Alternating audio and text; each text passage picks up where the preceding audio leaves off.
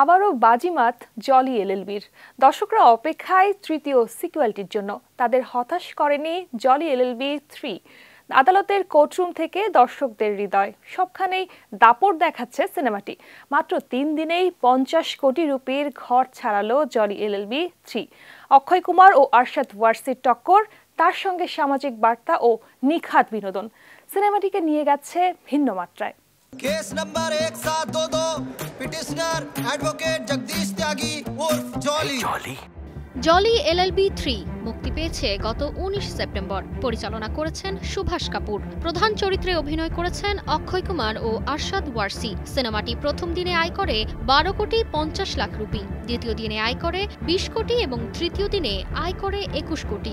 Extreme মশার coil plant fibre দিয়ে তৈরি, তাই সহজে ভাঙে না, সুগন্ধিযুক্ত ও নিরবিচ্ছিন্নভাবে জ্বলে। ডেঙ্গু, চিকুনগুনিয়া বাহি সহ যে কোনো মশার বিরুদ্ধে দেয় এক্সট্রিম সুরক্ষা।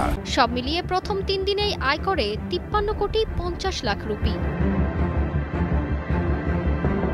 ছবির উদ্বোধনী দিন প্রত্যাশার তুলনায় খানিকটা কম হলেও দ্বিতীয় ও তৃতীয় দিনে দর্শক ভিড় বেড়ে যায়। মুখে মুখে প্রচার ও ইতিবাচক রিভিউয়ের প্রভাবে উইকেন্ডে আয় লাফিয়ে ওঠে।